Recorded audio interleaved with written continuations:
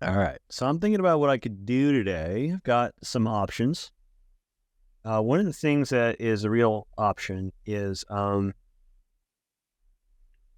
have a brand new painting that I just put up on the board. Let me hit my camera here, and then I can share. Mm-hmm. But I can probably turn my.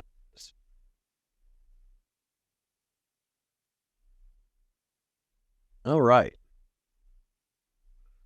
So I could work on this, or there's some could be doing. So I'm thinking I'm really excited to be poking away at this thing. I just got it up on the board. I've just been thinking about what references I'm going to be using to sort of like inspire the initial layout of it. And I'm thinking a lot about like I really am interested in starting to play around with it a little bit.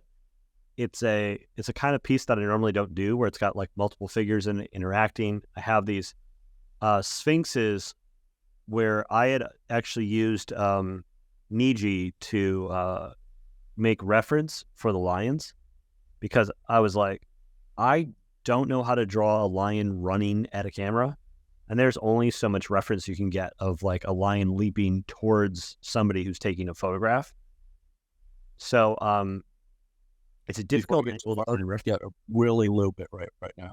Everything is Oh yeah, very yeah. Running kind of rough. My Discord do anything? Nope. No. I don't think my Steam's doing anything. Oh, and if I turn off my Steam, it's gonna kill my VTuber. I don't know what is affecting my bitrate right now. Could be for camera settings on Discord. Camera settings on Discord. Oh, let me. Yeah.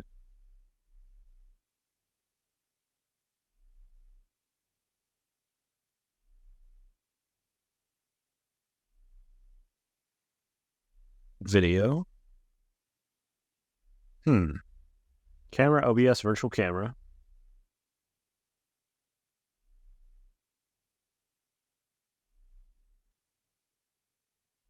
Codec, hardware acceleration, AV1 video codec. Automatic gain control. Attenuation. Screen share. So it's just that the res is coming kind of low on the video signal here. Yeah, I think I might have fixed it messing with the Discord setting. Turns out there's a setting in the stage for video quality. Oh, interesting. Okay. So yeah, I've got this piece here up on the board right now. I just finished my last. I've finished the third to last tarot card, and now this is the second to last tarot card. For I've finished the entire major arcana cycle. This is the Chariot in the Rider-Waite deck. This is what the Chariot looks like.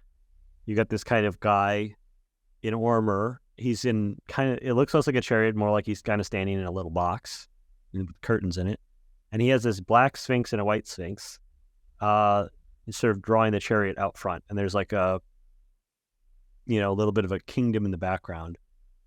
For this piece, I've got my Archangel Gabriel sort of driving the chariot. He's in a much more action-y pose. And then I've got the sphinxes out front.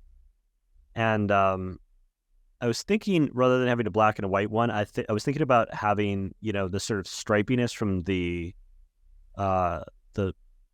like headdress, like bringing that into their hair maybe, and having them be like maybe striped, both of them, rather than one of them being black and one of them white. I think it's like be hard to balance compositionally to have one black and one white. I've recently been really inspired by Frank Frazetta, so I was looking at a Frank Frazetta piece where he had a character, in a sleigh that was being pulled by polar bears. I thought that was an interesting, as I was sort of like arranging these elements, it was helpful to have a little bit of a sense on how Frank did it. He's got this kind of curving line of action where the sleigh is moving left to right, and then the polar bears are kind of moving right to left a little bit. And so I wanted to do that same sort of thing here, where I ended up flipping the drawing for Gabriel, so that Gabriel is now like, pointing to the right, and then the sphinxes are pointing to the left. And it gives this kind of curving line of action going through the figures that I think is working out really well. And then for the lions themselves, the lion bodies, this was the output I got from Niji for some of my like leaping lion reference, which I thought came out pretty cool. Like, they're very energetic, obviously, but the main thing is I'm kind of curious whether or not there is enough anatomy here for me to kind of grasp onto it and use it as part of the process.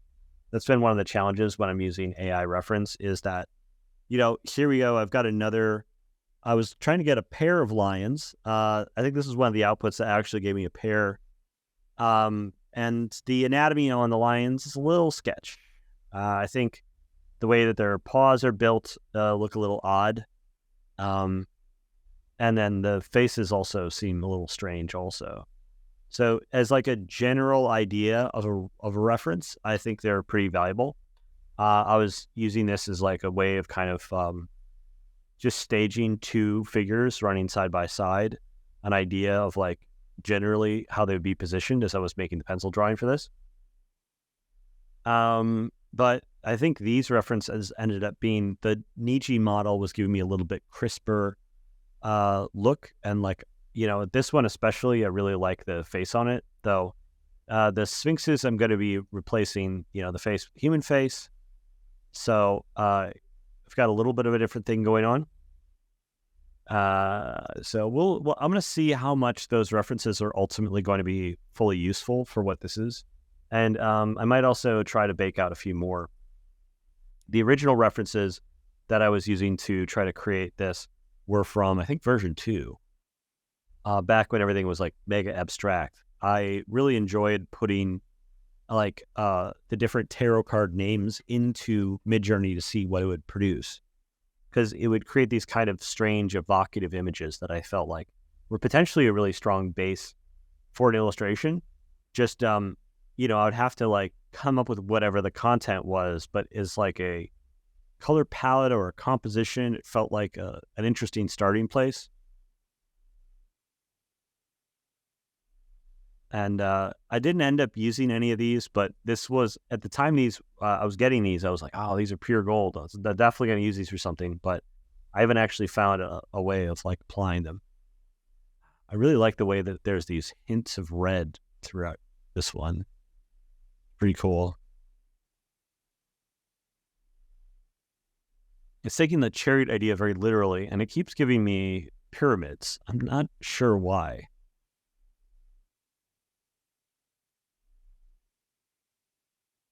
Then on a more recent version of Midjourney, I think this is version 4, maybe version 5, I was giving it the same prompts again, and I was getting something that was very, very epic, much more coherent, really cool style.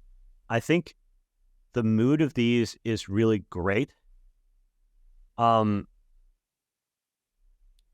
it's difficult to translate it into anything, because, I mean, like, the horse could maybe be pulled into shape here. Its proportions are quite a bit off, and like, when you start getting into the specific muscle anatomy, it kind of goes off the rails a bit. But I like, if I needed a leaping horse, this is kind of an interesting starting place. So some of these like feel like potentially the kind of mood that I'm going for, but not necessarily the specific like arrangement of elements that I'm going to be going for. And then I've got the character that I had illustrated in the past. These are my own paintings of Gabriel that I'm going to be referencing to try to keep the character somewhat consistent. And then I've got some other references for the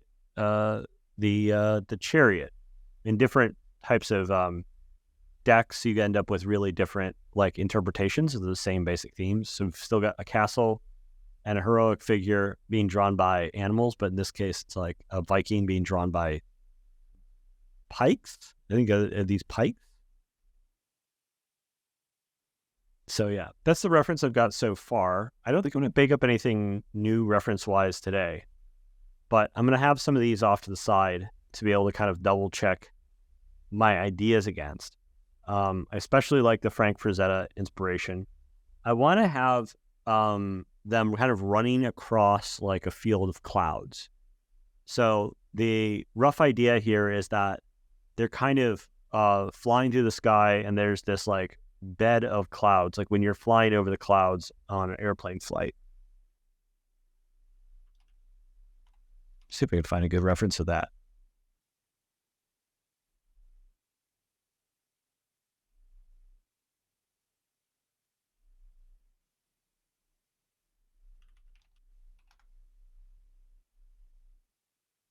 How would you describe that field of clouds that you see when you look out of an airplane? Clouds from above? Yeah, something like this. So I want this kind of landscape of clouds that they're running across, and then these like loose bits of cloud that are kind of kicking up in the background to create this sense of driving motion. And then I want this like big cloud kind of draping behind the main character to create an additional bit of contrast. Though I was struggling a little bit at where it's all going to be getting laid out. It looks a little bit like hair right now.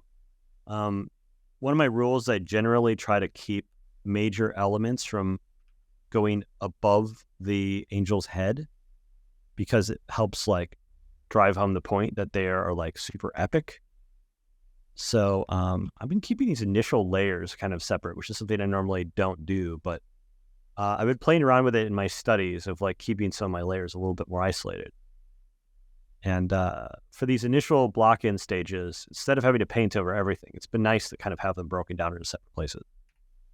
So like these clouds back here, I might end up keeping just over the shoulder and overlapping behind the head, but keeping the point of the head kind of above everything else to give it this extra regal atmosphere. So it's not getting buried underneath there.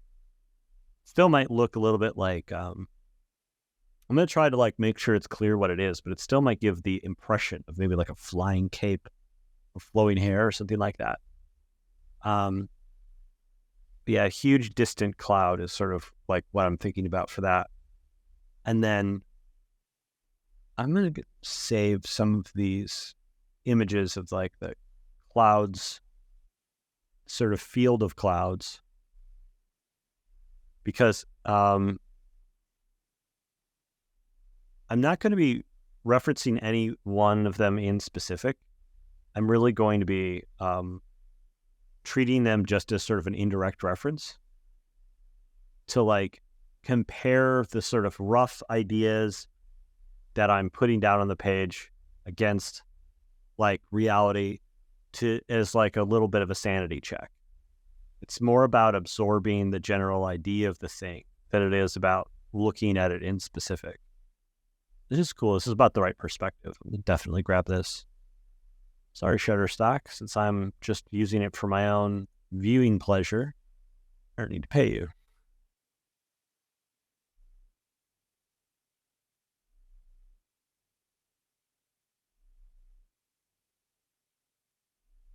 Oh, and this one's not even like a web P. That's excellent. I don't know where web Ps came from, but I hate them. All my homies hate web P. Like, there's something about them that makes like trying to save them or look at them outside of a web browser seems like they don't quite work right. I don't know why. It seems like it should be on purpose almost.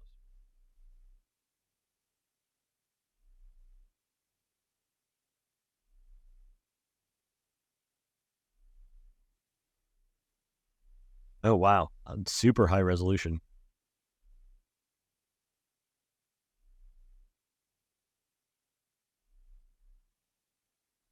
Okay. So one of the things that I need to address with this painting right away is I don't really have a value composition. Once we get like far away from it, I've got a little bit of a transition that goes top to bottom. You can see it's like a bit lighter down here and a bit darker up here. Wow, it's going slowly, very slowly. Don't know why. And that contrast is good. We want to have like contrast over the length of a piece. That's always going to add a certain amount of drama, a certain amount of interest. And we want to use a decent amount of the range of values. I don't think there's going to be a ton of very dark colors outside of the contrast in the main figure here. So I don't want to go too dark with the sky. But what I'm kind of worried about is I have these I was thinking about making them like primarily white sphinxes against white fluffy clouds. And without the appropriate amount of contrast, the readability on those things could go pretty bad. So you just kind of figure out like, how light am I going to go on the light parts? How dark am I going to go on the dark parts? How do they all kind of fit together puzzle piece-like to create a complete composition? I don't necessarily need to have them be white either. I could make one of them white, one of them black, like in the original reference. That might be a reasonable option to kind of, if that really helps the composition in a huge way.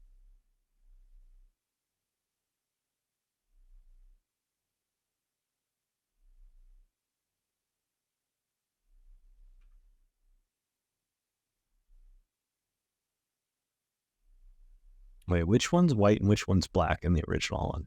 Left or right? There's so many bits of symbolism inside tarot. Looks like the black one is on the left.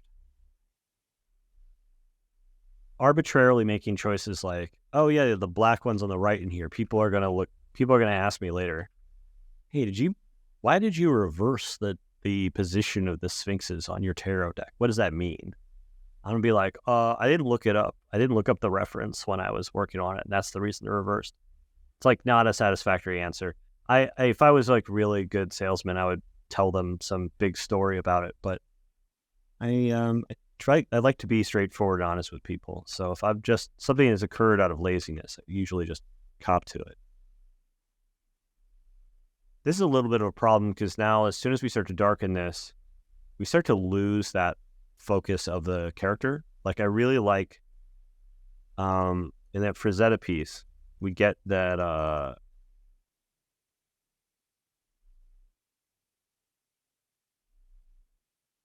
all the darkest parts of the frame are all like on this figure, and it makes him, leap off the page.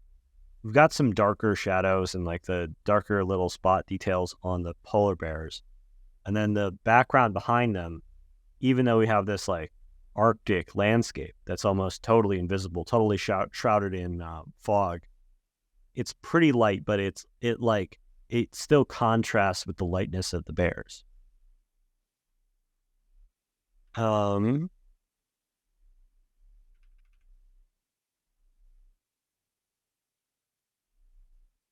So I could actually end up making, let's see, in a scene like this, there are spots of white on the clouds, but I think it's entirely reasonable to look at a darker blue sky and actually have the sphinxes whiter than the clouds behind them.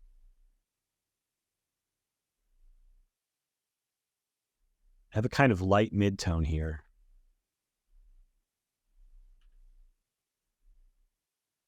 Then really pop the whites on the sphinxes as they like pull forwards. It's really going to help them be jumping forwards on the page, not just literally, but kind of like it's as well in the composition.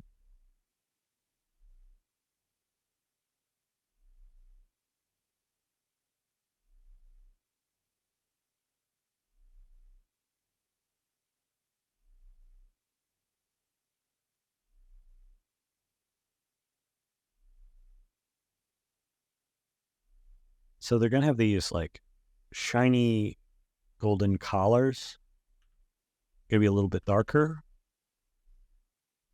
Still going to have some reflections on them. Oh, and then they've got rings coming off the back of the collar. The like bridle is side of attached to it.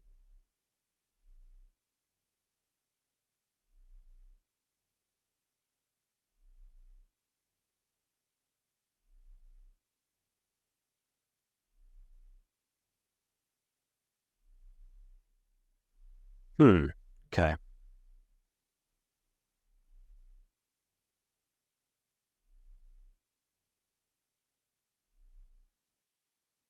With Gabriel here, they've got like this dark head and dark hands and golden scales. So it's going to be really easy to have along with like white crystals and like kind of like a white flesh. So it's really easy to build contrast in on the main figure. So I haven't done too much as far as defining what that's going to look like yet, but it's like a total freebie as far as like bringing attention to the figures. All I need to do is play up the existing value contrast built into the design.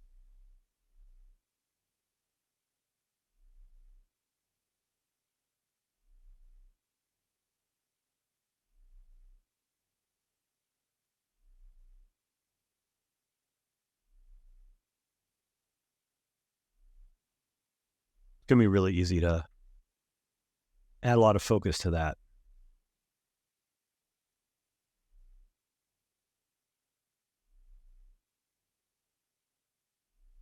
And then if I wanted to bring some additional focus to the tentacles that come off the back,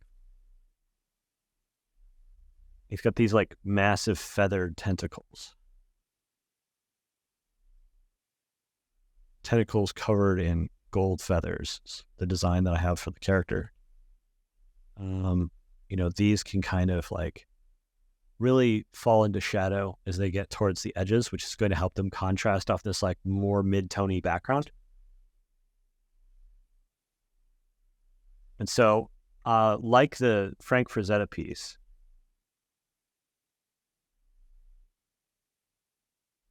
see, one of the things I really like about a lot of Frank's work is there's like this dedication to minimalism, especially on the backgrounds, where there's like not a lot of extra elements being thrown in for storytelling purposes. It's just like whatever. It leaves a lot of attention to focus back on what's cool about the character and about like the narrative of whatever they're doing at the moment. And so like we have like this really intense contrast and like this simplified face and like, you end up spending a lot of time inspecting all this stuff. And it makes it both easier for the painter because it's like the simplified background is like really, really easy to build. But it's also really nice for the viewer because your eye has absolutely no question of where it's going to be led to. It's like such a powerful and distinct like composition. And I keep wanting to do more stuff like that. But then I feel like I'm always baiting myself into doing more elaborate backgrounds with more stuff and more contrast and more everything. And so one of the things I really like to do is to like pick an artist who's acting as the inspiration and try to learn lessons from whatever, my favorite pieces from them are. And so with me thinking about Frank's work a lot and having this one piece that's acting as a reference, I really am considering trying to make like this whole background be really, really minimalistic in terms of suggesting this like energy and suggesting this atmosphere, but not actually getting very specific about it at all, leaving me all of my detail to be focused on the action of this like really peculiar character and this like really striking interaction, riding a pair of white sphinxes through the clouds. So I was originally thinking about putting some lighting behind them, kind of silhouette them against like bright light. But you know what? I think if I keep it all a little bit closer to the mids, then I can balance like I can have the darker bits on the tentacles and the darker bits on like the character and the giant diamond-shaped halo, all like bursting off of the much more bland middle tones coming from the background. And it's going to like give them all the focus. And then I just need to get the texture of this stuff right, the texture of the clouds sort of bursting off in the background right, without having to go in and make like a ton of really precise, really high contrast clouds or whatever. And it might end up ultimately making a much, much stronger image while also being a very efficient way to make the painting. Let's see, let me bring up some of these references here for the look of the clouds. So this is what it looks like when there's just like a whole bed of clouds stretching out. But I might go for something that has a little bit more peaks and valleys. I like that look of that kind of cloud landscape.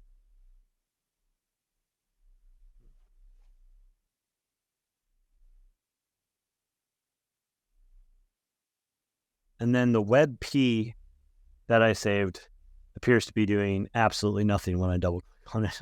Oh, wait, no, it's opening Affinity Photo. Oh, geez. Uh-oh.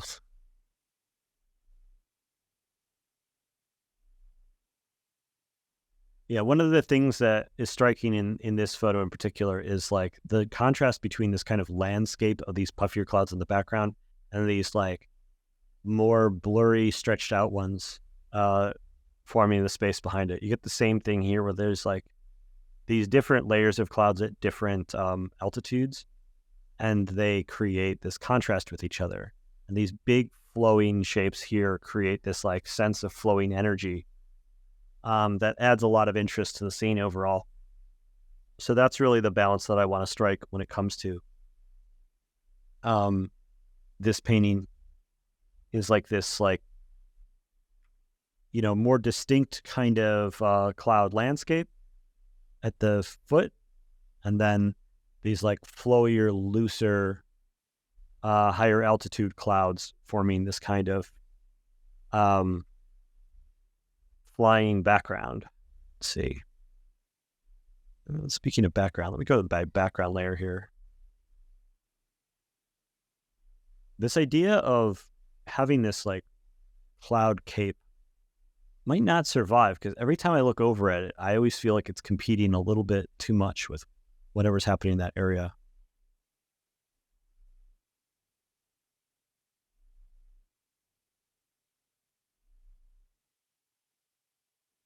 I want to maybe give it a shot at doing something a little looser.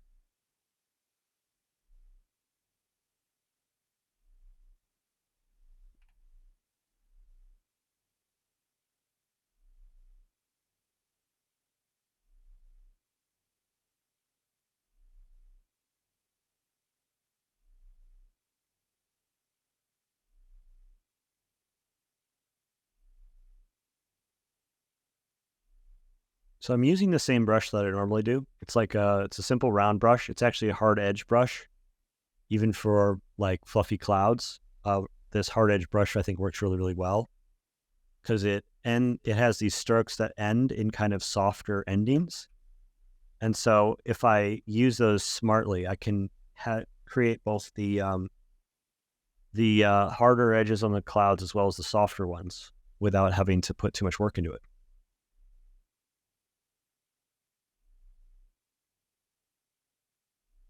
And you see just a few suggestive like shadows here, and we're already starting to get a sense of like the cloudy space underneath there. Feels a lot more like we're flying through the sky and a lot less like we're flying over a field of scribbly lines. I've painted a lot of cloudscapes, and so for me, I've just got like a sense for the language of this sort of thing.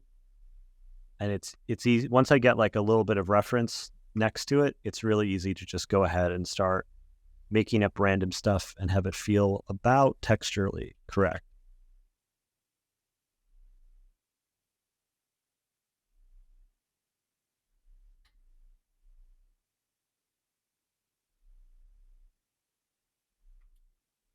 So I am going to pick away at this for a little bit and see if I can establish the overall composition for this piece before I start getting into anything more specific.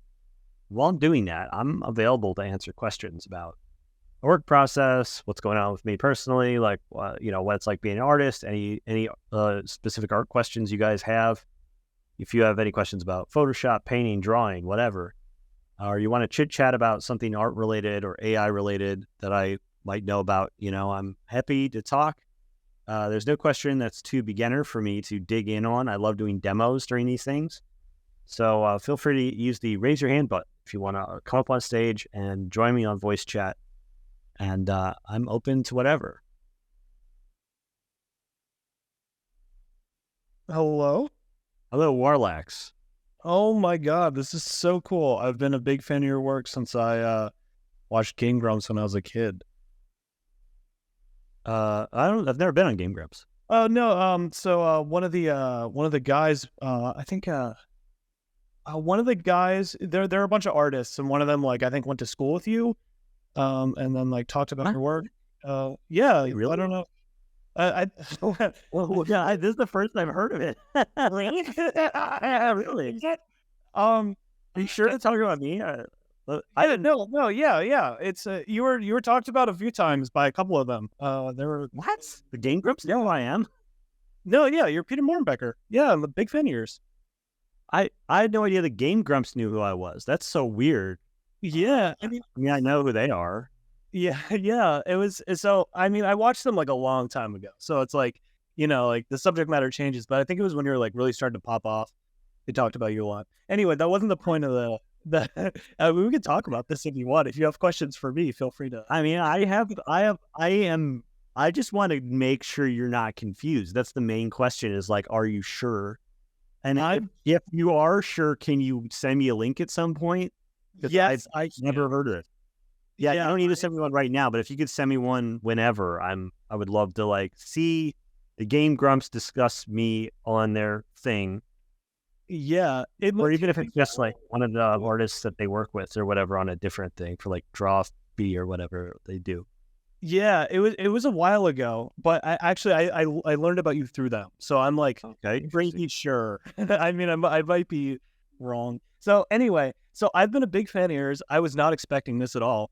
Okay. I in my life, I was like, am I going to be an artist or whatever? And I decided to become an AI researcher. So this is like kind of become like a really weird like nexus of things in my life.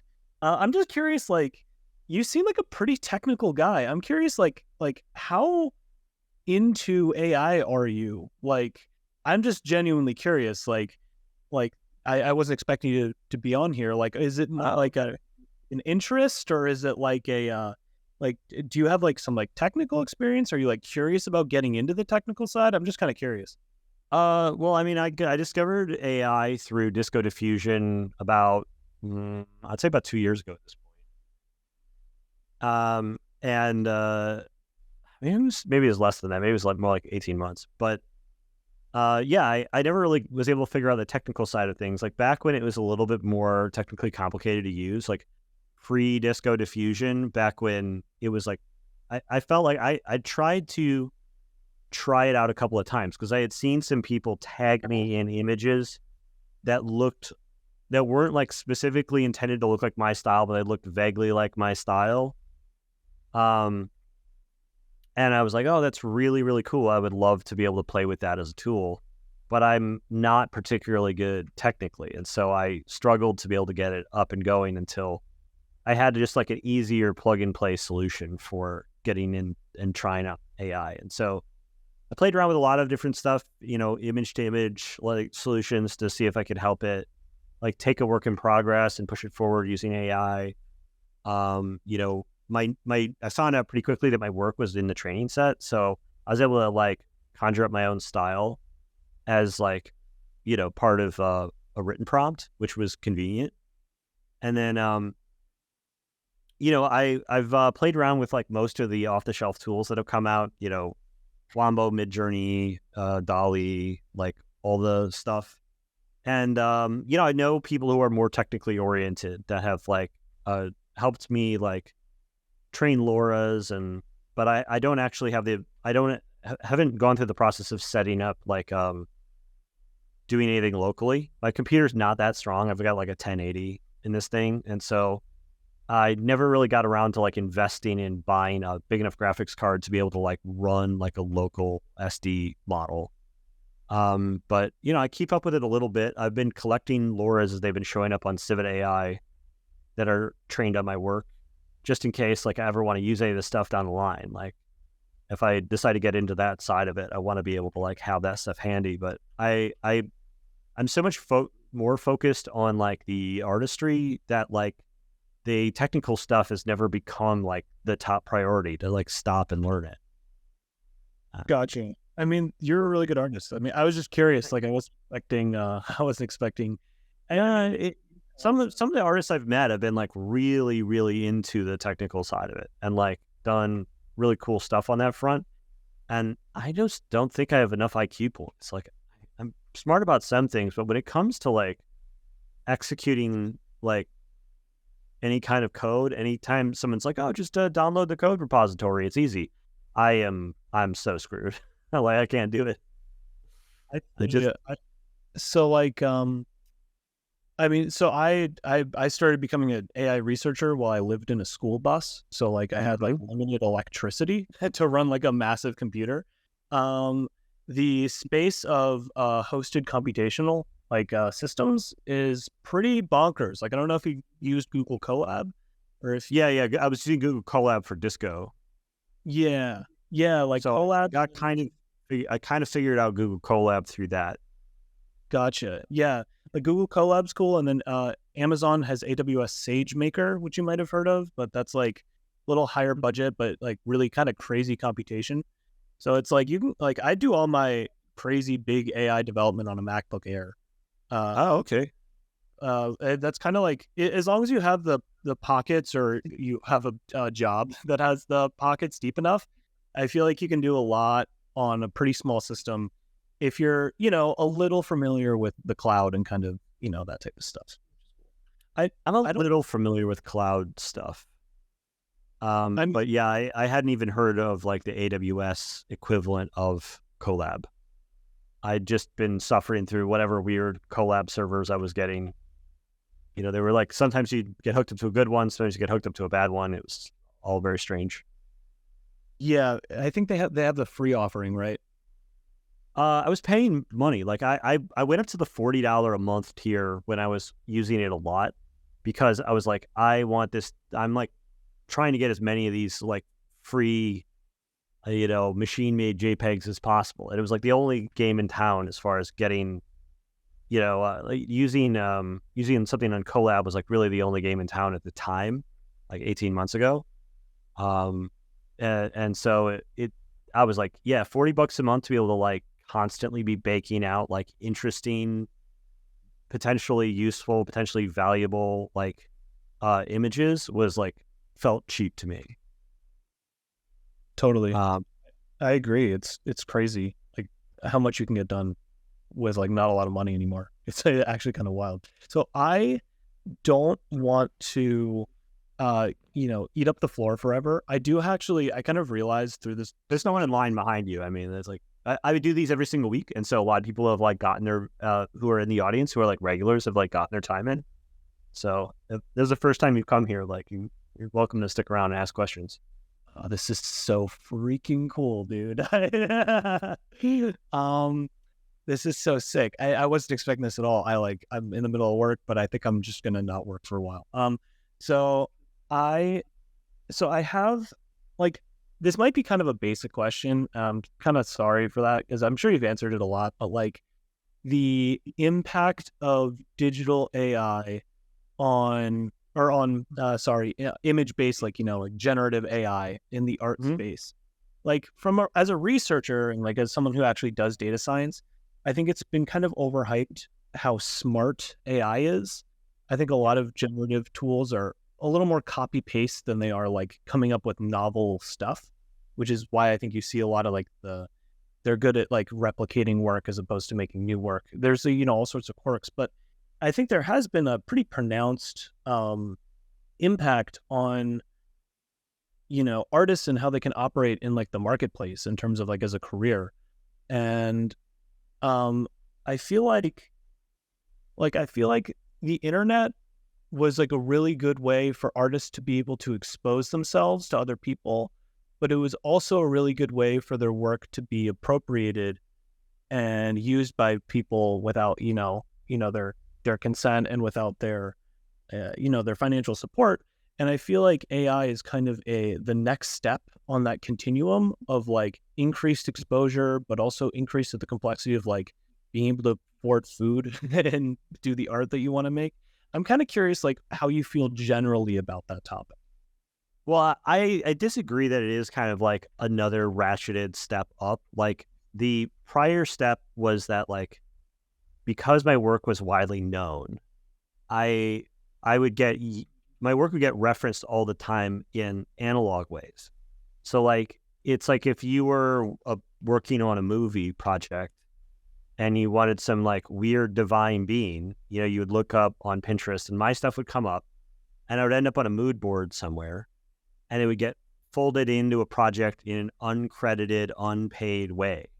And like, this is true in the game industry and film and television. Like my stuff ended up on a lot of mood boards, as being told to me by people who like worked in those spaces. I've been independent for the last 10 years. And so it like, I don't do freelance. I don't work in those industries. I just get paid when people like buy my book. And so I'm used to like my stuff just getting looked at and then used as inspiration without any kind of credit or payment. And like with AI, at least my name's on it. Like if I'm getting used as part of a prompt, like my name's being invoked, and in Midjourney, that happens in a public space in a lot of cases. So like my name ended up getting shared a lot in the Midjourney server as a result of people copying each other's prompts. Like they like the way that my name makes the images look. And because like, people are copying each other's prompts, like it ends up getting shared around a lot. And that's just like, it's more public facing and more credited than the prior model. So like there's this argument that it's like more unethical for it to be scraped off the internet and used in to be synthesized in a image model. But I really don't see it that way. It's like it's getting pulled down from the internet and put in a database and used as like inspiring some part of an entertainment product in one way or the other. It's just that like, we've kind of, the artistic world like accepts that like artists referencing each other is normal and healthy. And like, but AI is scary and new. And so like, it's not clear that it's like better or worse. I don't, over the last 18 months, I definitely don't feel like I've been harmed by the fact that my stuff is being used in data sets for these AI models. I actually prefer the large models have me in there as opposed to like take me out, because I feel like there's advantages in terms of both exposure and then my own use of them to be able to use my own name. So I don't really, like, I know a lot of people are really freaked out by it and they think it's like this new form of exploitation, but I really don't see it that way. Like I see it as being an outcropping of like the same reality that like all art comes from a form of synthesis. And like, this is just one more like layer of complexity to that synthesis, not necessarily like, I don't really think it's, more exploitative than like the prior methods of doing it. I was having this conversation with somebody who was like trying to bring me into a project, or they're bringing me into a project where it's like an AI model, but like the artists are able to collect some amount of like royalties or whatever. And they're like, oh, it's a copyright violation. I was like, well, not according, doesn't sound like that's what the judges think. And they're like, yeah, but it's like wrong. They're like building a business on your name. I'm like, well, they're not really. Like, it's just like with a Google search, like, your name comes up on a Google search and then Google puts an ad next to it. It's like, we've accepted that that's like normal. Like Google should be able to catalog all the different artists, then you should be able to find them by searching their names. having this form of a database just doesn't seem that different to me. I mean, maybe I have that perspective in part because I'm actually using it. I get the sense that most of the people who have like really, really strong feelings about it don't actually like use these things and don't really like, haven't really tried to make an understanding of like how they work. So, That's I mean, that's super interesting. I think that makes a lot of sense. And I think I saw it that way, but I don't think I saw it in the level of clarity that you just described. And I think that just makes sense. But I mean, it's like if you're in the public eye and people are like it would actually invoke your name to like be used as part of a AI image generation, they're already stealing your work. Like it's already being used for commercial purposes without permission. Like that's just the reality of like the way that the art world works and always has worked. Like before we had the internet, all the artists who worked in the entertainment industry would just buy a shitload of magazines. And they would like look at all the photographs in the magazines and copy from the magazine. And now we have Google image search. And like they just use that instead of like having like a ton of different magazine subscriptions and like clip it all and put it in a file cabinet. They just have a Dropbox folder and they like download it off the internet and they put it all in the Dropbox folder. Gotcha. I mean, it kind of sounds like maybe it is a good continuum of how art should be, which is a cooperative effort. And this is a way to kind of further continue that cooperative aspect of art. And then thus. It could be. I'm not 100% sure about it. Like, but it could be, it seems like a sort of continuation of like, because you're not really invoking an artist's style without using their name. And if you're using their name, then their name is being like, you've heard of them, or like you've taken it from somewhere else and you've like learned the name of an artist. Which is like, I don't know, if it were really mainstream to be using AI all the time, like then people would have to like learn all the names and terminology of art in order to like operate it well. Yeah. It's interesting hearing you talk about this because like I feel like you're using the concept of people using your name as a good thing. And almost I make money by people knowing who I am. Yeah, that makes sense. So like, but like this kind of converges with an idea that I had because I work in the tech world, right? And it seems like there's innovation, but there's also profiteersmanship, right? And I think those two concepts get kind of confused a lot, at least like right now. Like I feel like, in the internet heyday, there was like people like really making strides, but now there's a lot of people kind of pretending to be people that make strides such that they can profit off of stuff, right? Yeah. And I think like, and I mean like a good example of that, maybe not in the AI space, but like, like Ocean Gate, that whole thing. And like this like sort of appropriation of the break things fast innovation idea as like basically a way to say that regulation doesn't matter and, allow people to like die. Right. Like I feel like it's become such a thing that it's become appropriated to profiteersmanship, and like the spirit of entrepreneurialism and the spirit of innovation has been kind of co-opted. And I think that, you can kind of tie that to the conversation of artificial intelligence, which is like you can look at it as a cooperative tool that allows people to get their name out.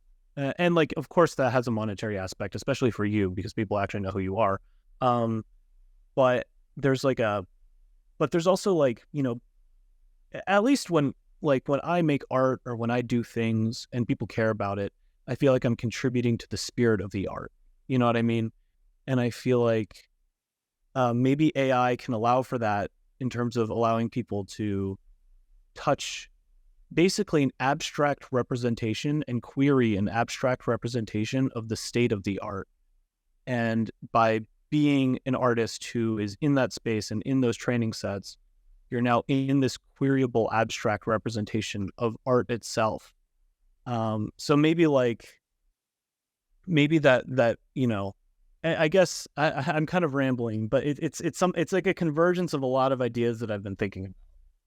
Like, Yeah.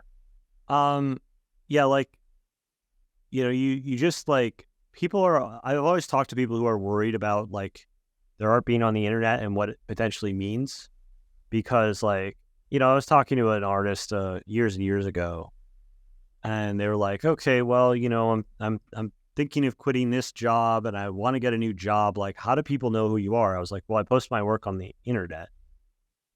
And like, this is like 2006, right? So it's like, it's not like the internet was new. It was like we worked at an online games company, and they're like, but like if you post your art on the internet, can't somebody just download it without you knowing?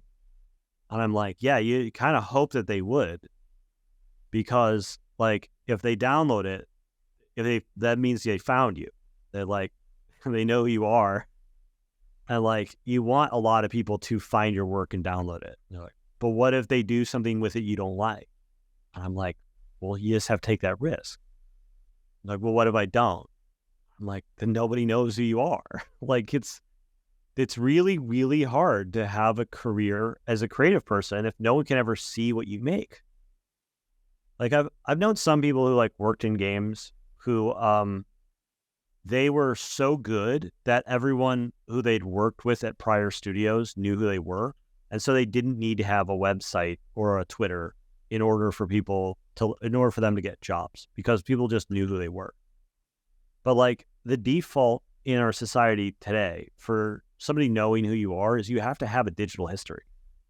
And that means like participating in a system that steals and exploits your data. And it exposes you to having people use your work in unintended ways without permission.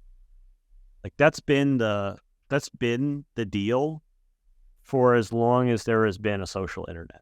And like, I think even as long as there's been art sharing happening on the internet must have been as soon as they started making like web pages.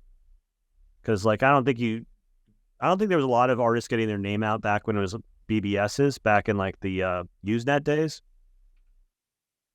But like since then, I mean, there has always been this like, you put your stuff out there, and that's how people know who you are. Like that's just what it means to be a public figure on the internet. And I don't know. I don't see it as that complicated of a situation. It feels to me like a fair deal. Gotcha. I think social media generally is kind of a bad deal for most of its users, but most of its users don't rely professionally on it existing. Like most people who are using Facebook are just fucking around. Like I'm on Facebook because like because my ability to pay my mortgage depends on it, yeah. So for me, it feels like a worthwhile deal. For everybody else, I don't know why they're letting their data get harvested. I mean, for a while, it was like because they wanted to take surveys to figure out what Game of Thrones character they were. It was a weird time. Everyone's like, your data is getting harvested. And they're like, yeah, but I'm Daenerys. And you're like, okay. Like, weird. that would be, you'd be like, I would like to give $1 billion worth of data to this horribly unethical corporation so that I can figure out this, so that I can brag to my friends that I'm Khal Drogo and they're like Wormtongue or whatever. And I'm like, yeah, that's like a weird move in my head. But like, me getting 1 million plus people to find out who I am and find out about my work and become fans so that I can like have a functional business where I sell prints and books and like mouse pads and whatever. That seems that gives me the power to like have total control over my career and like, build a legacy that's going to outlive me personally. That's a fucking good deal.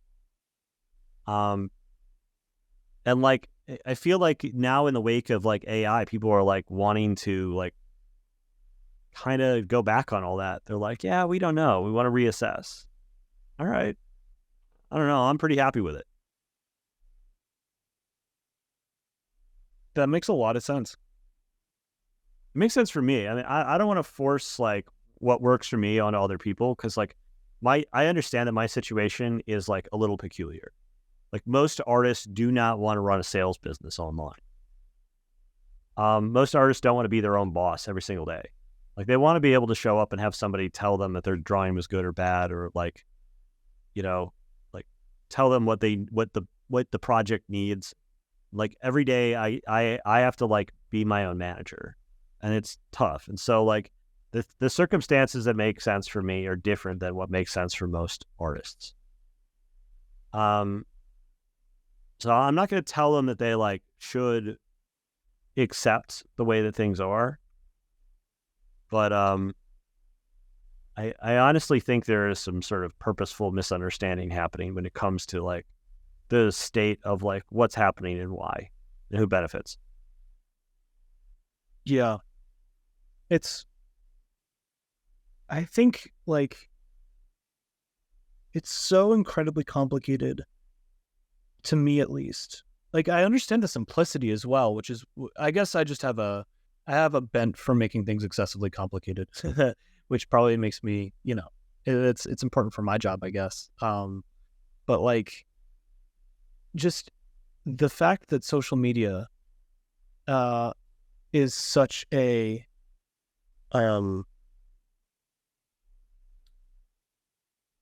I guess, for lack of a better term, pernicious thing, right? How it's manages to become vital within so many aspects of people's lives, right? Like my girlfriend has a dogs, or hopefully will have a dog sitting business. I'm trying to help her get started. And my sister's a massage therapist.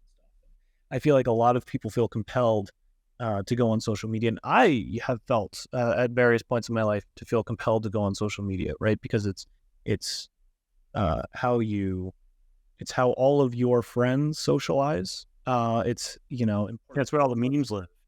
Yeah, it's more all the know what people are talking about if you're not seeing the new memes. But and that's a joke, but it's also super serious, right? Like, like real. Like it's real, right? And you're like, you're hanging out in a party and people are on their phones. What do? I guess go on your phone, and as an artist, you make money by people knowing who you are, and as a technologist, it's no longer really enough to have a degree. You have to have some sort of evidence of what you're capable of, and I think that the sort of social media aspect is starting to bleed into the technology hiring sphere a little bit.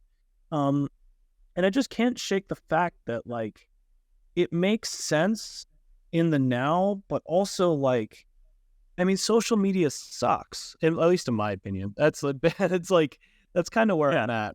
It's like a vice. What's up? Social media is a vice. I mean, it's a vice like smoking or alcohol or whatever. It's like it's fine. It's the same way that like the vices are fine. Like. You need to understand what you're getting out of it and like understand how to control yourself with it. But it's like, it's not inherently bad, but it is a vice. That makes sense. I feel like the longer I've been doing stuff and the more I've seen people, I guess, get more intimately related with social media, like more intimately connected with it in like across more than just their social aspect, across like all of their aspects. I feel like a lot of people, including myself, I had a really bad time with social media. I was like one of those people who like was never on social media, and then I went on social media in like my early 20s. You know what I mean? Yeah. And like I noticed like it like hurt me bad. like just like I don't know, like there was like it like damaged my confidence, and it was just incredibly jarring to me that people have been living their entire lives on social media and I hopped on for a second, and it was just like, Yeah, you used to walk into a restaurant and everyone used to be smoking also. yeah, yeah.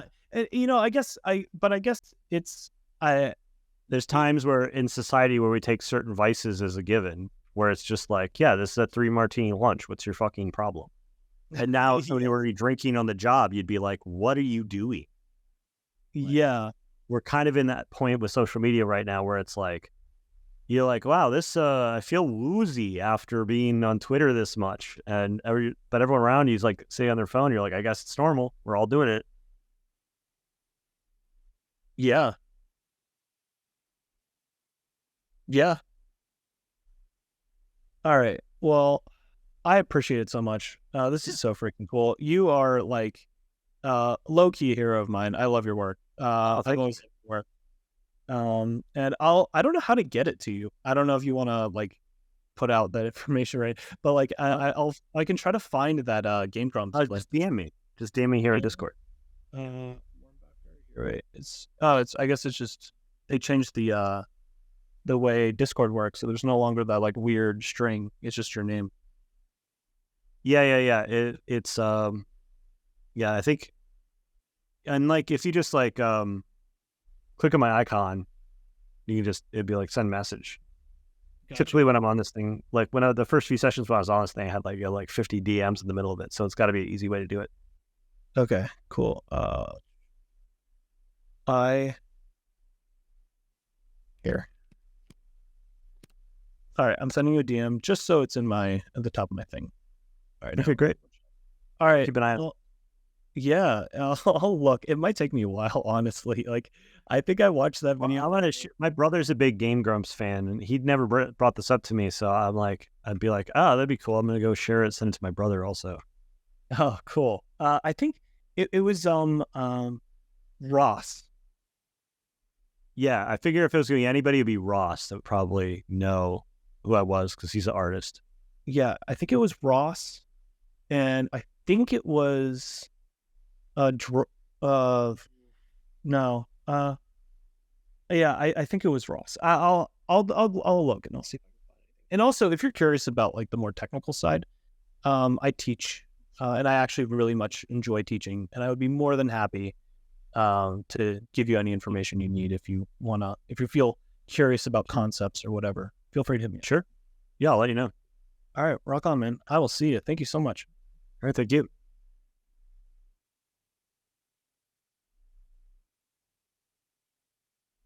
So the beginning of that reminded me of you starting to get into it. I think I found your first interaction with AI because I was also involved with that by chance.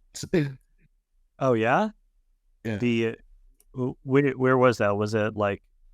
Because I was like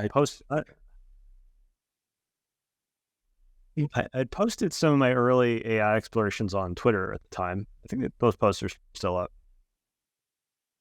It was when we were doing AI magic stuff at the very beginning. Oh yeah. You said, I don't know why my name is on this, but I'm willing to take credit for whatever it is I'm looking at. Yeah.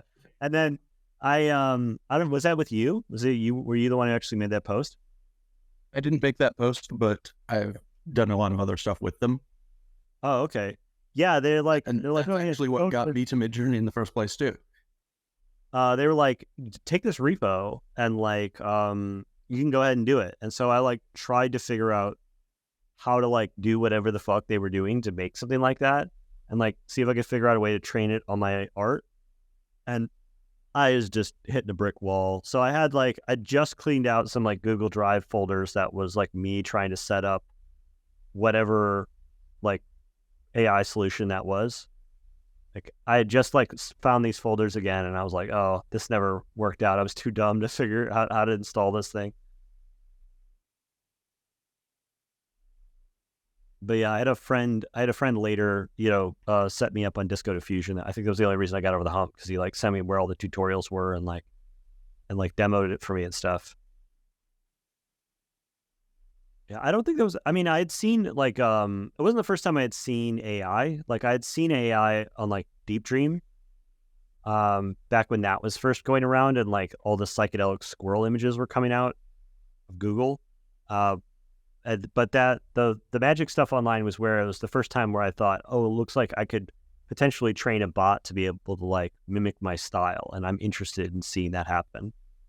Like right from the beginning, I was immediately like, I want to see if I can get this thing to copy me, because that's the point where it gets interesting.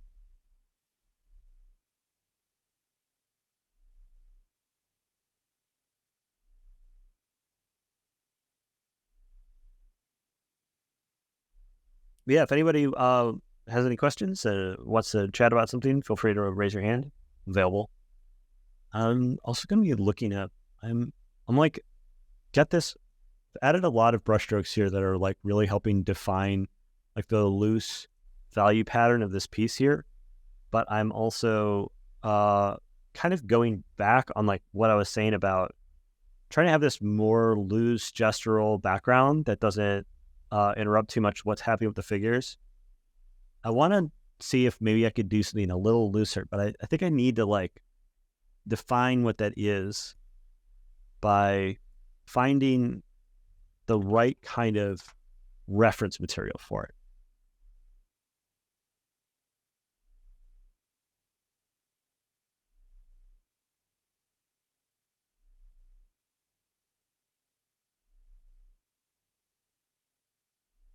Like there's these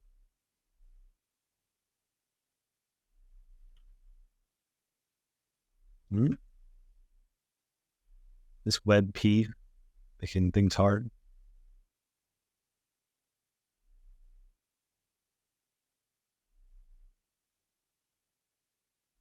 AVIF file. What the fuck, man? People don't respect JPEGs anymore.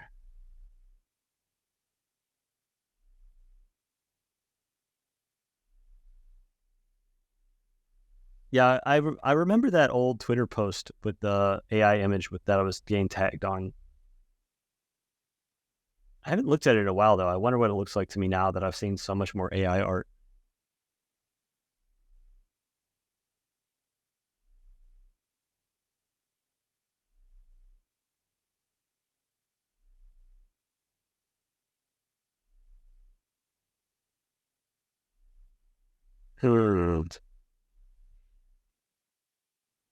Yeah, I'm looking through these Frazetta paintings.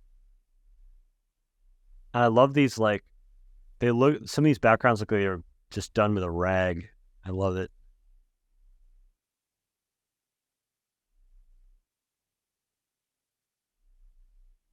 I'm just looking at the backgrounds, these like loose color fields.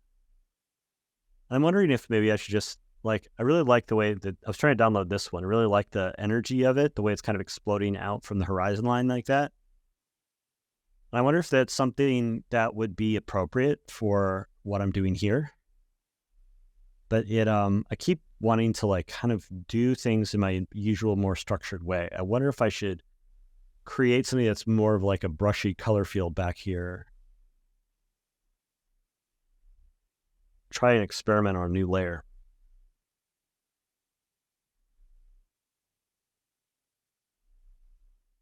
Hi. Hello. I have a Lady. question about I remember you mentioned like you're trying to teach courses. Yeah. Is that specifically on how to make art, or is that about the business of art? The majority of it is focused on the bikini art. Okay. But I've had plenty of people be interested in the business of art. So I'll probably have some portion of the course talking about that kind of thing, because it's definitely an area of interest for me. And it's something that comes up a lot in conversation when I'm talking to other artists. Is there something about the business of art that you wanted to ask about? Is there something that you're curious about? Yeah, like growing on social media. Because I feel like now it's a lot harder to do. I think it's always been hard. Like, what platform are you trying to grow on? I've given up on Instagram, and it would be TikTok. Yeah. Do you see a lot of other artists on TikTok that you're following? No. My TikTok is mainly full of like comedy. Okay. Yeah, I don't use TikTok. So like I don't like making short form video. So like for a bit I had a social media manager that was helping to like create short form video content for me in an effort to try to like take advantage of like the virality of TikTok. And then also, YouTube shorts and Instagram reels and things like that. And ultimately, like I ended up kind of moving away from all that just because I don't care. Like I really just want to make art. And I'm getting the sense that like more and more people are like the novelty of like there's so many people doing short form video, the novelty of it's kind of like wearing off and people are trying to like, look at other types of stuff. So I'm not certain that like being successful on short form video is like an essential part of growing as an artist.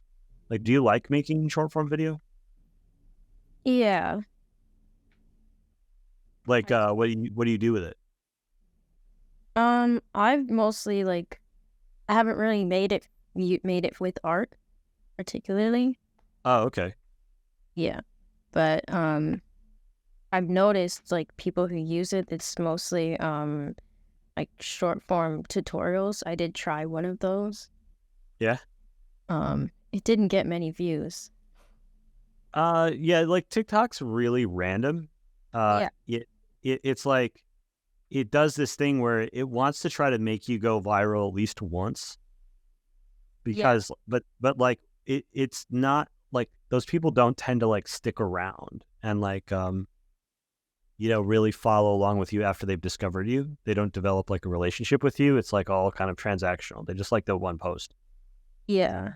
It makes it really tough to grow like a dedicated audience on TikTok because you basically have to go viral over and over again. Yeah. That's one of the reasons I don't really like it. I want to be able to for growing as an artist, it feels a lot more essential to like build a ongoing relationship with people. And so I need to have like I don't just need to get seen. I need to like develop fans. And so, I'm focusing mostly on platforms like Twitter and Instagram, where people are paying much closer attention to like what creators they're following and what those creators do. I'm also like trying to expand out into YouTube because YouTube is kind of like the king of people actually following along and caring what you do. Like it's like kind of the highest engagement of all the social platforms. I mean, I don't even think people really think of it as a social platform because it's also like the way that people watch television nowadays is like just watching YouTube. So I don't know, like why TikTok for you? I guess because like it would be a way to develop video editing skills. I have some, but I would mostly use it for building up a routine. Because I don't know, I've always had a problem with routines. I get bored easily, so I keep like changing things. Mm-hmm. You got Zoomer brain? Yeah. Okay. YouTube has always been something I've been interested in, but it's just like finding the time. I don't know. And then I get like very discouraged. Like in my head, I feel like I've made something that's like gonna go viral, and then I put it out there, and it's like views for my family. Yeah. Well, I mean, it's like that's the way that all channels start. Like they don't really, you need to actually get it out to more people if you're going to get it to like have a base of people to like experiment with to see, how the performance of the video is going to do. So how getting your content out? It's like you have to build up more than one platform. And how would you go about doing that? I think for me, it's not about like making content. It's more about how do I get it out? I mean, it's got to be both, but like, like the point where I see people making the easiest head road is usually on Twitter. Because like, if you make something, like if you're an artist and you make paintings or drawings and you are putting those up on Twitter and you're like, every few days you've got a new drawing and you're putting it up and they're good ass drawings. And you find other people online on Twitter that are like into the same kind of art as you, and you love what they make, and you start commenting on their stuff, they're going to go back to your profile, and they're if your work is like the kind of thing they're into also, they're going to start following you. And even if they're like a way bigger account, they'll like retweet you. So, like I have a couple of friends who are starting from a fully cold start on social media that were starting with Twitter and using this strategy of like having genuinely engaging with other creators who they liked. Okay. And then like uploading more of their own stuff that was along similar lines, and then having those creators then retweet them and like share their stuff. And like, I just had a friend who was like, he's at 250 followers. He really, really wanted to get to, Ancient Chaos found the JPEG from back in the day. Found it. He was at 250 followers and he really wanted to like get to 1,000 followers on Twitter and like count that as his like starting point to say like, okay, I've made a foothold on one of these platforms. I'm going to use that to try to like create a foundation that I can build off of onto other platforms. Like if I wanted to make YouTube content, now I can tell my Twitter followers about my YouTube videos to seed those. And so he was like trying to like grind towards 1,000, but he just had like a really good drawing. And he had been talking with a number of other artists who had larger followings than him, just in comments and stuff. And he immediately got like 8 of them with that had like over 100,000 followers to retweet. And so he shot up from like 250 to like 3,000 followers basically overnight. And it wasn't like random algorithm picked it up. It wasn't like the universe saw him. It was just like, you have to like kind of work specifically to make sure that you are being seen by people who have existing audiences, because it's like, it's a network. And so you need to like view it as a network and try to actively do networking with people who share real interests with you. And if you can do that, like you can get your stuff seen beyond like your family and friends. And that's like possible to a degree on just about every one of these places, but it's like, it's easier to do on Twitter. And so it's like a good place to start to try it out. And then if you wanted to like be doing that in conjunction with YouTube actually like is trying to find audiences for videos most of the time. Unlike TikTok, which is like trying to maximize for just like use hours on the app, YouTube is like always trying to like, it's always trying to find like where your audience is by like kind of hunting around and trying to find correlations between like the behavior of people who watch your videos along with other users. And so it's like, it's possible to like kind of grow organically on YouTube as well, as long as you're persistent with it and like you're producing things that people are genuinely interested in, which is, I mean, it's kind of a big if. It's a tough game. It's a tough grind no matter what you're going to do with it. Yeah. But if you're working hard on producing really, I mean, you said it's not a question of like whether or not how to make the content. It's a matter of like how to get people to see it. But I think you're kind of wrong. I think it is kind of a problem of how do you make content? Like, because if you're like, no, my shit's dope and everyone would agree if they would ever see it. Like, that's not what most creative people I know say. Like, most creative people I know are like, man, I sure hope somebody likes this. Like, myself included, that's like the feeling I get all the time.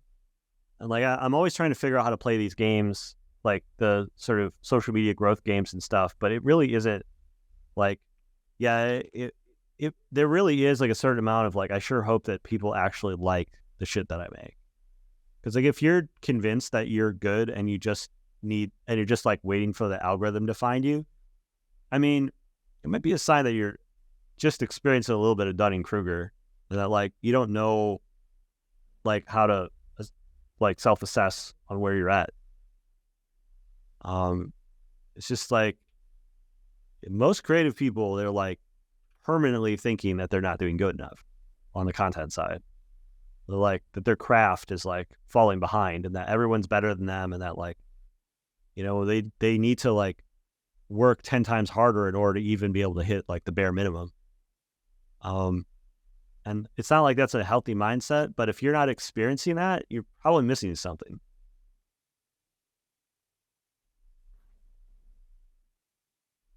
Does that make sense? Yeah. But I think it's okay to like be proud of something you make even once in a while. Like I don't always make things and are proud of it. Just that sometimes I'll make something that I'm really proud of. Yeah. Yeah, but I mean, the internet's a big place. The default is that nobody cares, and it's like it's a tough grind, and like some of the stuff that you've done that is like if it's really good and like no one's discovering it, if you play that game long enough, eventually someone's going to see it, and it could have a life beyond that moment that you upload it, because like art is going to be out on the internet for like a long time. Like if you stay with this and this is like your career, then you're going to be that stuff is going to get seen for the next 20 years in some capacity, right? So it doesn't really matter if like TikTok thought your video was funny like yesterday if it's going to be a part of a body of work that's going to live with you for the rest of your life. Mm-hmm.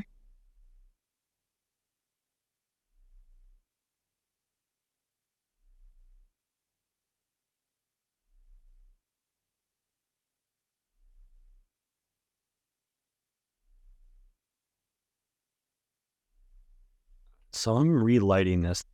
One of the advantages to having all this stuff be really loose is that if I feel like it doesn't look good, getting it to trying something totally different is a fast change.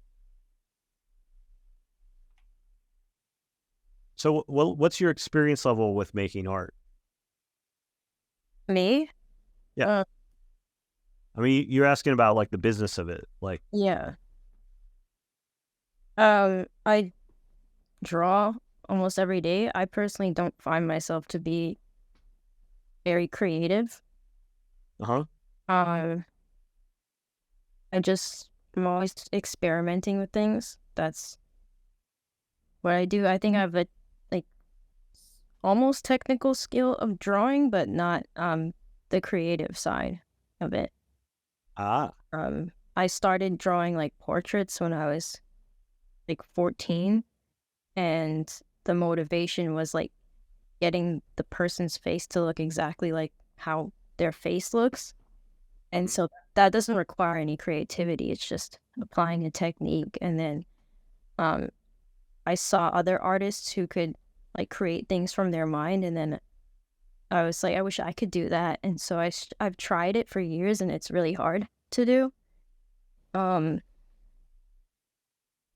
Like for me, it's like when I try to make something, I have to always look at tons of references, and I'm never happy with how it looks. And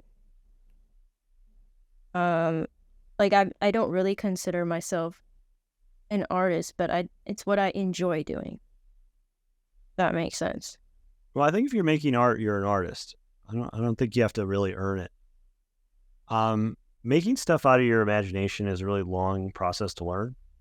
It requires like the main component in learning it is to do it a lot. And like by doing it, I mean like fail at it a lot. Like it's a sort of thing that you just do really poorly for thousands of repetitions. And like you just have to enjoy like the attempts at it rather than like, because like if you try to draw like a copy of someone's portrait from a photograph, like you can learn the skills to do that and get decently good at it. Like, if you have good level of persistence, it's not super hard to build. So like get something that's like pretty good looking. And you can say, okay, well, I know how to do this. I know how to, I'm accomplished in this. Like I've achieved the results that I want. But then when you try to draw from imagination, it's like, it requires a lot more combinations of skills that all go together.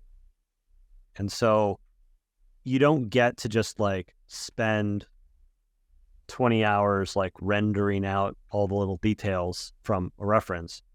You have to like attempt to do it and fail and like start over like hundreds and hundreds of times in order to like slowly build up like a wider skill set. And like it ends up, you end up being much harder on yourself judgment wise doing it too, because like, it's harder to say like what's a success when it comes to drawing from your imagination, because it's always, no matter how good you get at it, you're always going to feel like it's falling short. Like unless you're like a severe narcissist, like you're always going to feel like your work is falling short. I know some like incredibly talented, like hardworking artists who just are the biggest, worst critics of themselves, because like they just have this idea of what they're supposed to be as an artist that it like goes way, way beyond any reasonable expectation of anyone.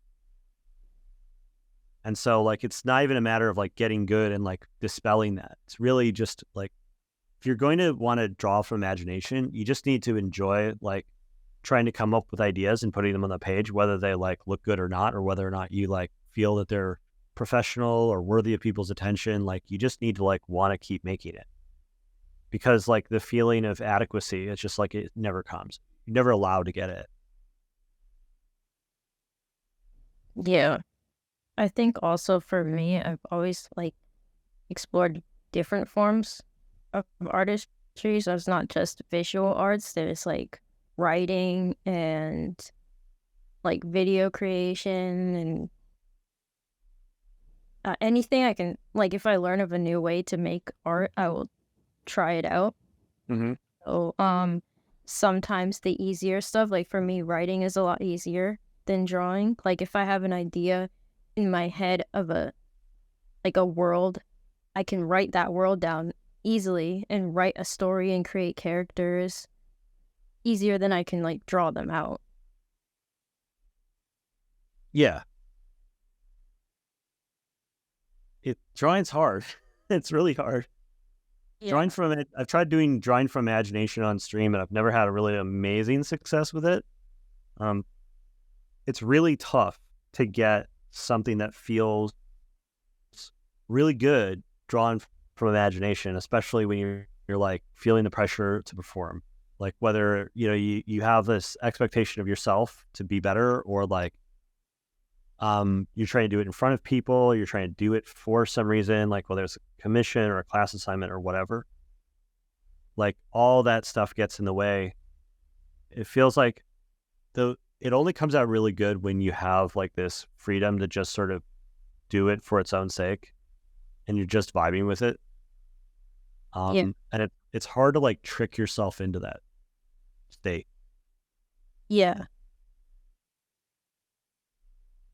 That's what they call flow state, right? Yeah, kind of, but it's also just like being without judgment of yourself, like just like accepting your own creativity, accepting your own like style, just like having fun with the work. That's tough to do. Style has been another issue for me. It's like I don't feel like I have a style. Yeah. Everybody's got a style that just like there's like a different levels of acceptance, I think. Like it's hard to assess your own style. It's hard to assess everything when it comes directly from you in relation to art.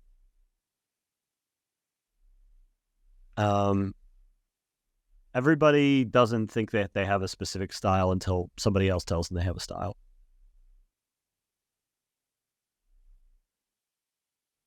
And I don't know if I should. This pose here is so weird. Like the arm tucked underneath. I'm not sure this is a real pose. I'm not sure this is possible.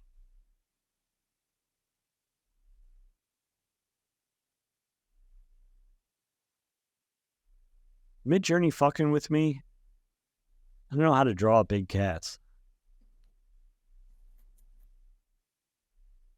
I feel like the other arm would look sort of like the other one in the front, but smaller.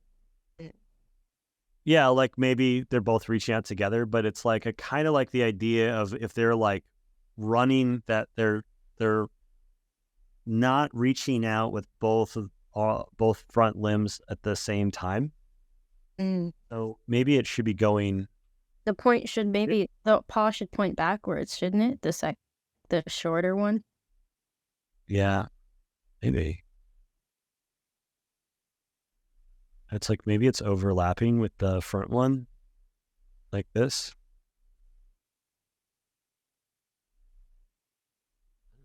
Thankfully, this is not the part of the painting that I'm like most set on right now. I'm mostly just concerned with the lighting.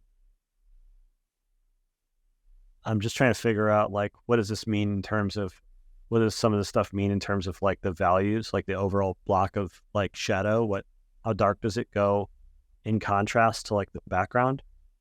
Because like figuring out this is kind of nice. Yeah, this like nice middle, like there's so much reflected light in the air. Just what I'm imagining is that like these white sphinxes, the darkest part of the cast shadow here doesn't actually go that dark. It only goes down to about 50% gray at the lowest.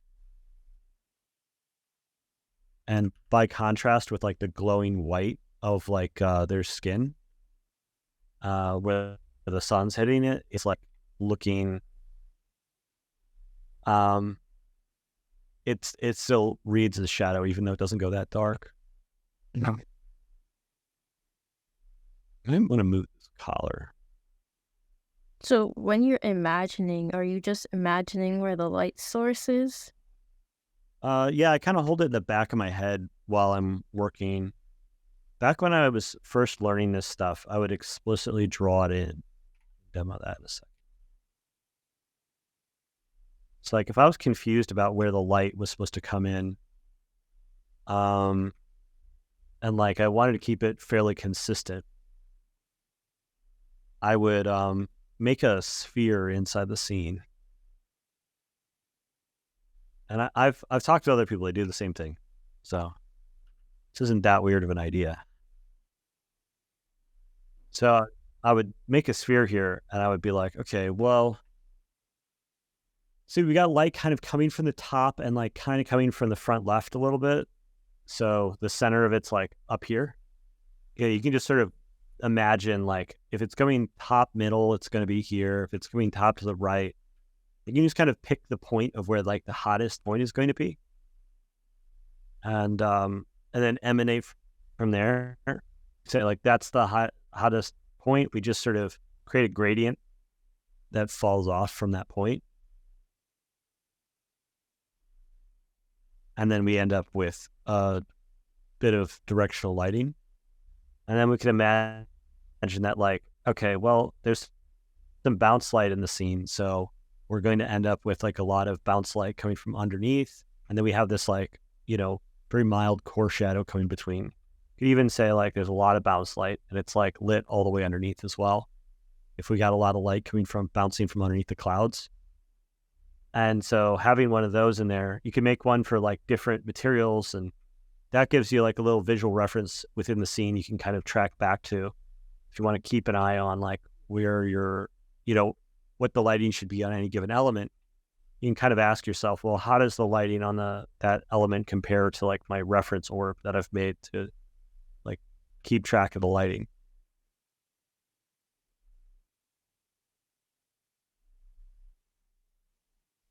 And so if we're looking at like the sort of headdress here, the hair coming off the side, you can see sort of what are the angles of this part of the sphere here. How do those orient? And if they're like over here, then that's the color we're going to need for this part here. And we can use it in that way as like a cheat sheet. Figure out what the different like lighting values are going to be for each part.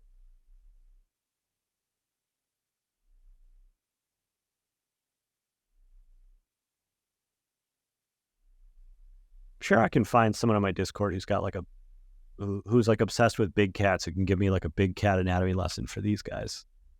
I'm going to definitely need to ask some friends for some paint overs to be able to help me get those together, because I'm dying over here. The AI is created a great start, but maybe not like enough for me to be able to polish it up. I wonder, Frank Frizet's got a lot of like angry horses and a bunch of giant snakes, but he's got a few big cats. They're mostly stalking, maybe not so many pouncing. He's got these here. These are kind of famous. Saber-tooth tigers. The huntress.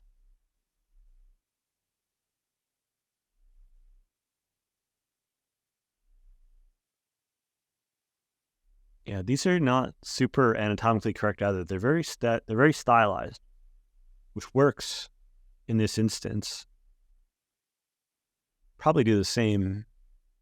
Just need to spend a little time with it, learning the underlying structure if I want to stylize it myself.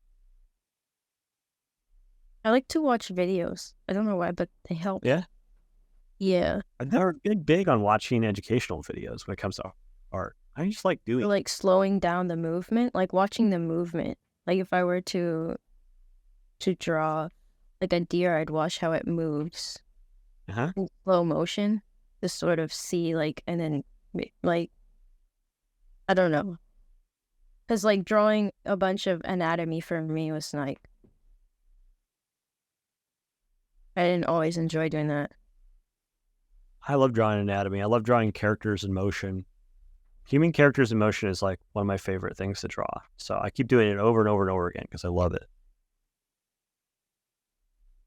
I'm going to paint out this giant halo thing, and then so I can paint it in cleanly on a different layer. So I can have it as like have access to like a nice simplified version of it that I don't have to paint around all the time.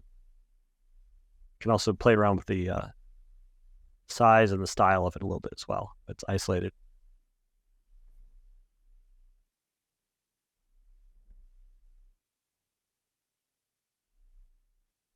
So let's see. Make a new layer here. Make a square. And then I'm going to make a stroke here. A layer effect on the inside of the square. And make it black. All right. Say that's about how thick the halo is. We right click this, we can say, I want to create layer, rasterize layer. Let's see, there's a way of turning layers, rasterize layer style. Well, there we go. So now we have that. Oh, I thought I was going to put it on new layer, but it doesn't really matter. You can just kind of either manually select this or magic wand it away, delete it out. And now I can tilt it up on its edge, place it, scale it.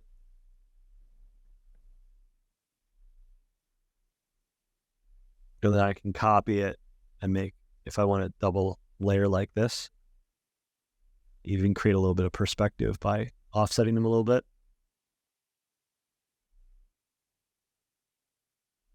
And then I can mask this out in order to create the effect of overlapping it.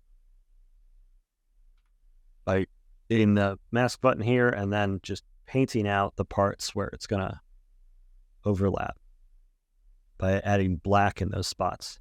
Adding black is going to hide anything that's inside the layer mask.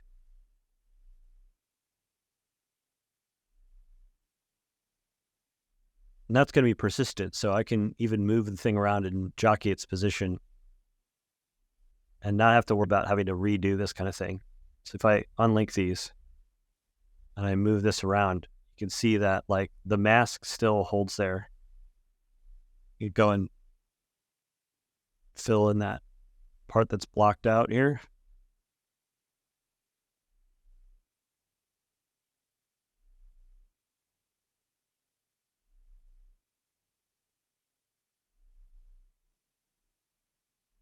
Now when I move this around, it's going to create this fake overlap effect. It's technically going over the top of it.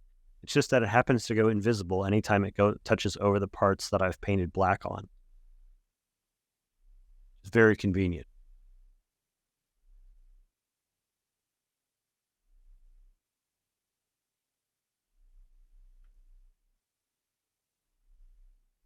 And if I want to, I can lock the opacity on it, give it slightly different color.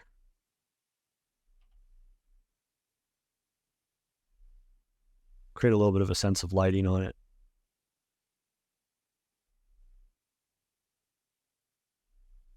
You can do some of these same sorts of things in traditional work as well, just using like masking fluid or masking tape. Digital's exceptionally flexible though. One of the things I love about it.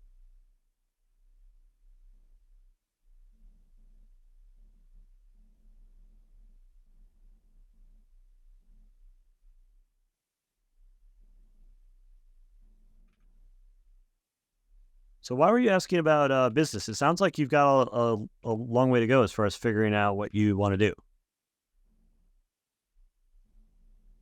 Yeah, I think I'm at my age. I feel like I have to start working towards something. You're getting close to graduating high school? No, I'm in college right now. Oh, okay. I'm like 25, and I feel like I should like already have a career. Oh, in college? I mean, after Well, college, I just went back to live with my parents for a couple of years after I finished art school. it might be partly due to like my younger siblings. Like one of my siblings, she's like a welder, and like being the oldest, I feel like I have to be established more. Well, I mean, it's easier to figure out how to find work as a welder than it is than it TikTok. You have to.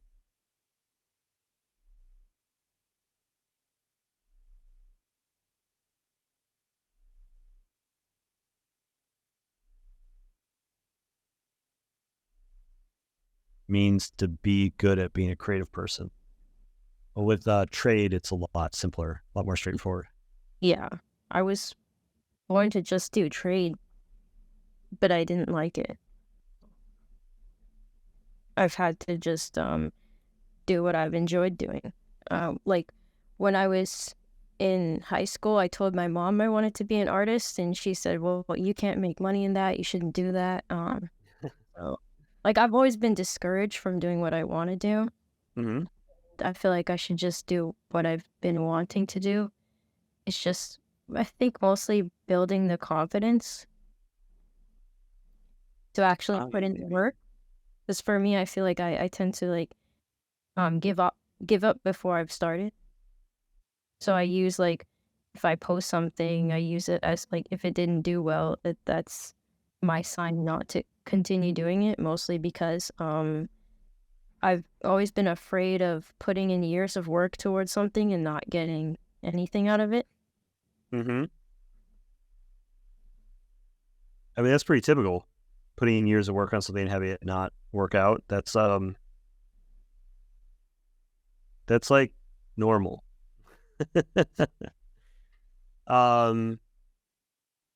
Yeah, there's not really any guarantees. What are you going to school for?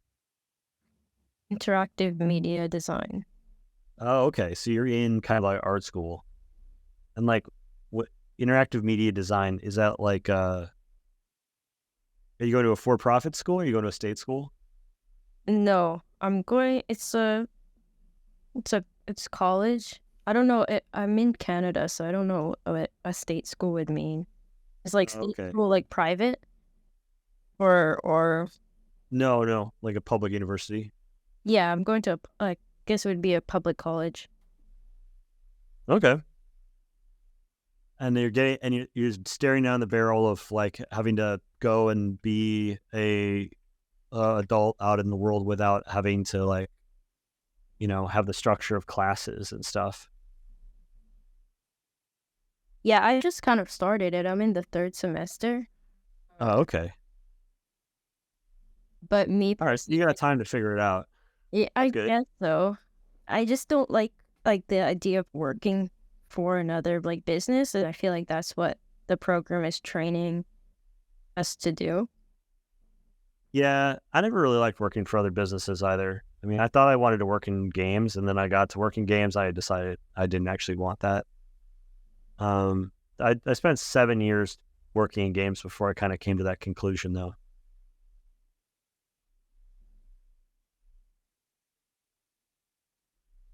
So you're saying I should try it first?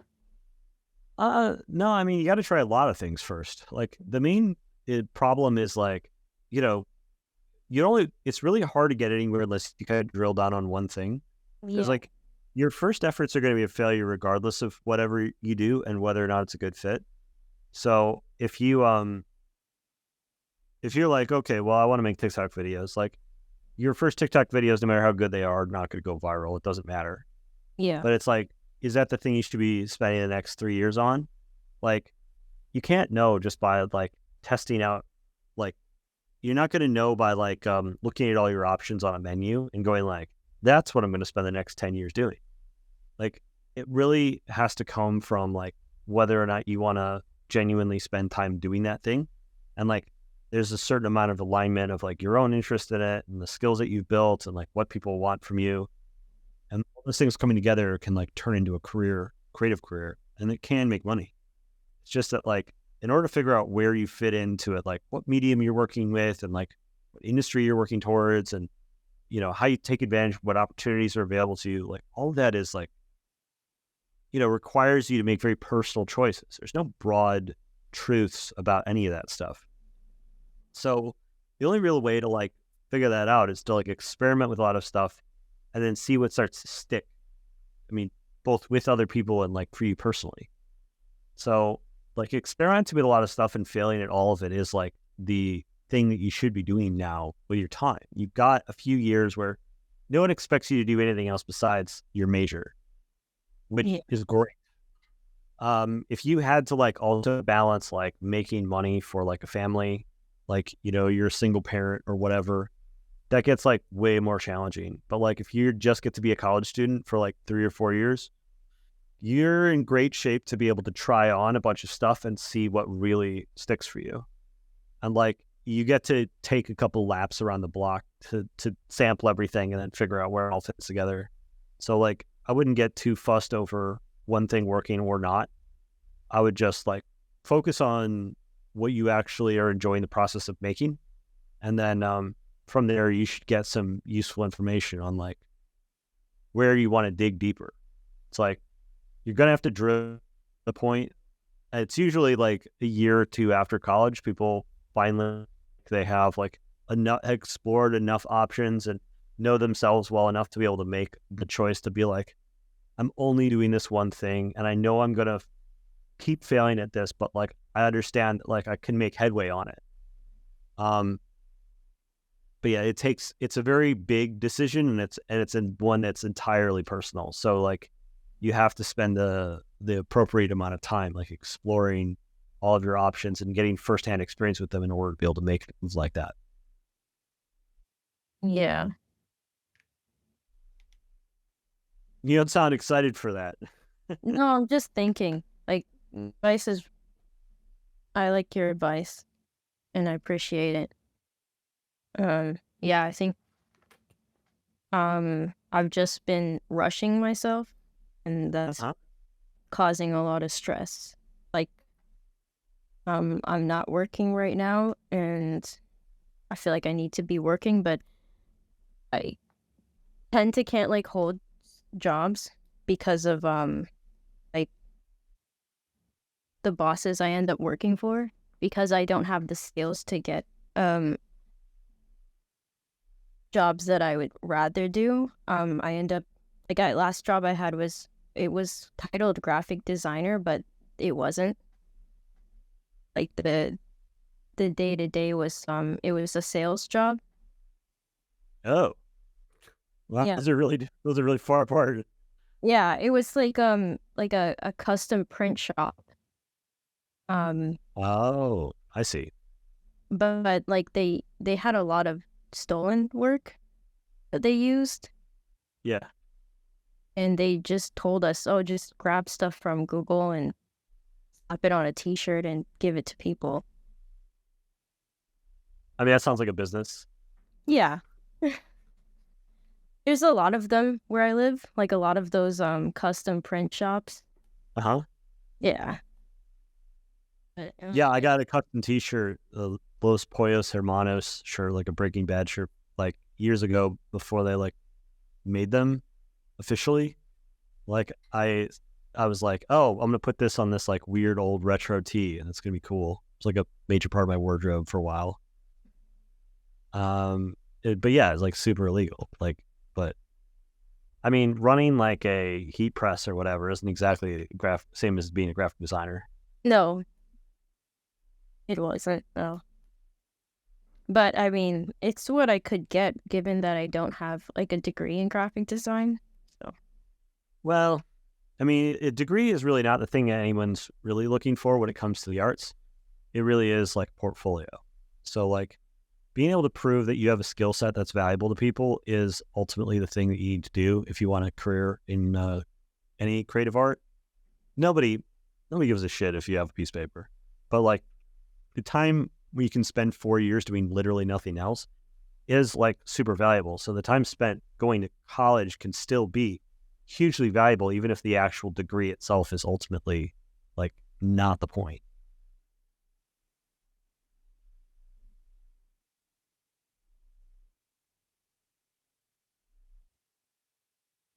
so you're saying like people can, if they have a good enough portfolio, they can apply to a design job. Oh, Anything like it's like you think Taylor Swift has like a fucking it like got to where she was because of how fancy her degree was? Is like, no, just like make music that people want to listen to. You make art people want to look at. Like that's the only thing that matters.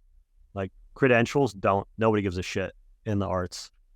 It sways nobody other than teaching at institutions. If you wanted to like switch to like teaching graphic design, then having a degree in graphic design for a reputable college that you could then like build on top of to make like if you had a 4-year degree and then also like a master's in graphic design, it would make it easier for you to get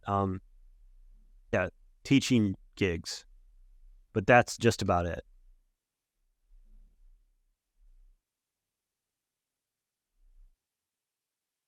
wow, I wish I knew that before, because I would always avoid the one like the job applications that said that required a degree. I mean, with art, like, no, I mean, if you have a good portfolio, no one cares what your degree is. Why would they?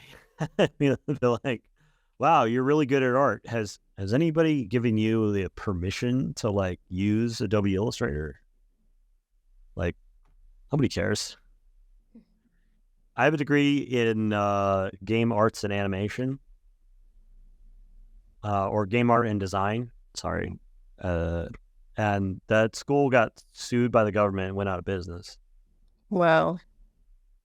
Like, I was trying to pull up records to apply for a teaching job, and they're like, yeah, send us your transcript for your school. And I had to explain, I'm sorry, my school got nuked from orbit and doesn't exist anymore, so I can't get you a transcript, but I can tell you I got really good grades. And I got an interview anyway. Like they didn't even care. And that was for like college level teaching gig. Like they didn't even come up. They didn't even ask. Wow.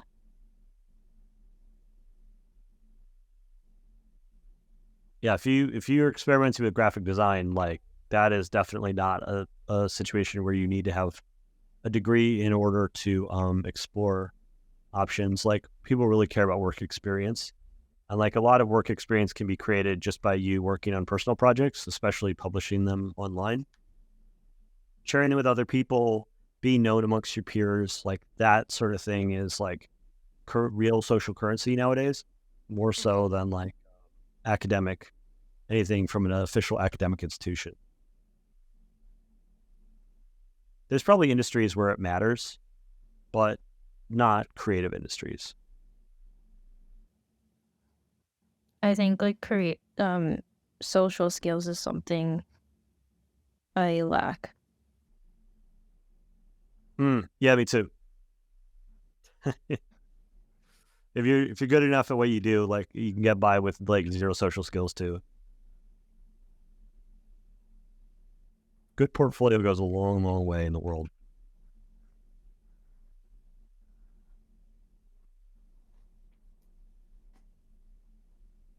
And you've got several years ahead of you where you can only focus on building that portfolio and selling t-shirts. I mean, you could also make your own t-shirt designs. If you think you're so much better as a designer, you can go ahead and like set up a Redbubble account and like try your dang luck. I mean, it's free to like make an account on these things. Yeah. I have done that, but I didn't work hard enough at it.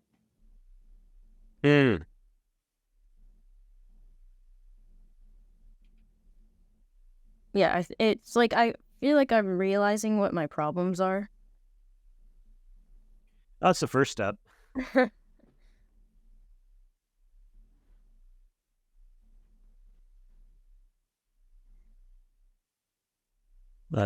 I'm trying to not overdo the values of this thing too much. I want to explore all the parts about it that I know what to do next, because then I don't need to confront the parts where I don't know what to do next. Like I've often heard a guy I listen to talk about looking for your keys underneath the street lamp. Like the point being that if they were underneath the street lamp, you wouldn't need to be looking for them. Probably somewhere in the darkness where you actually need to be looking. And yeah, I find there's a decent amount of my time whenever I'm feeling a little bit intimidated by a painting, me spending time looking for my keys underneath the street lamp. I think that's what I've been doing, painting this guy here.